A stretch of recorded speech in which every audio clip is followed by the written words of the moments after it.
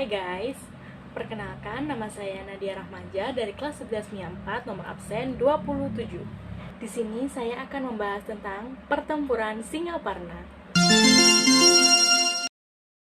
Singaparna adalah daerah bersejarah yang terletak di Kabupaten Tasikmalaya di Provinsi Jawa Barat. Akibat kebijakan Jepang yang menyengsarakan rakyat dan tidak sesuai kepercayaan membawa keresahan dan perlawanan tokoh-tokoh beserta rakyat Singaparna, khususnya pesantren Sukamana. Di pesantren Sukamana terdapat seorang ulama yang bernama Kiai Haji Zainal Mustafa. Beliau seorang tokoh yang tidak segan-segan menyuarakan ketidaksenangannya terhadap kebijakan Jepang. Banyak faktor yang menjadi penyebab meledaknya perlawanan di Singaparna, tidak hanya penindasan dan kesewenang-wenangan Jepang terhadap rakyat, tetapi juga kebijakan Jepang yang menyuruh rakyat untuk melakukan seikere. Seikere adalah sebuah kegiatan untuk memberikan penghormatan kepada Kaisar Jepang. Caranya adalah dengan membungkukkan badan ke arah timur laut yang merupakan letak Tokyo. Kegiatan itu harus dilakukan di pagi hari saat matahari terbit. Kebijakan tersebut tentu saja ditolak dengan keras oleh Kiai Haji Zainal Mustafa. Beliau melarang para warganya untuk melakukan kegiatan tersebut.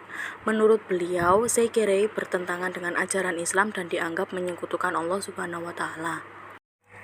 Tanggal 25 Februari 1944 merupakan permulaan meletusnya perlawanan rakyat Singaparna yang dipimpin oleh Kiai Haji Zainal Mustafa.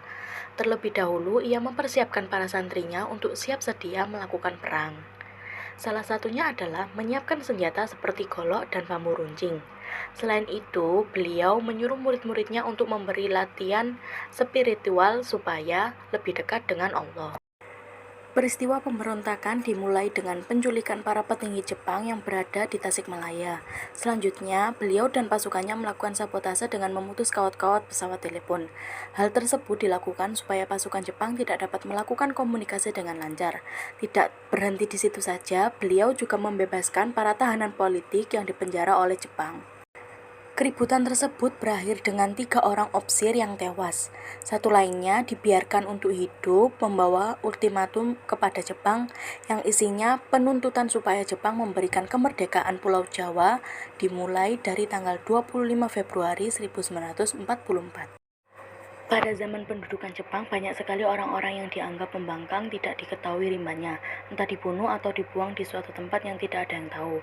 Sementara itu, Kiai Haji Zainal Mustafa dijatuhi hukuman mati dan dieksekusi pada tanggal 25 Oktober 1944. Beliau kemudian dimakamkan di Taman Pahlawan Belanda yang berada di Ancol. Pada tanggal 25 Agustus 1973, makam beliau dipindahkan di Sukamana.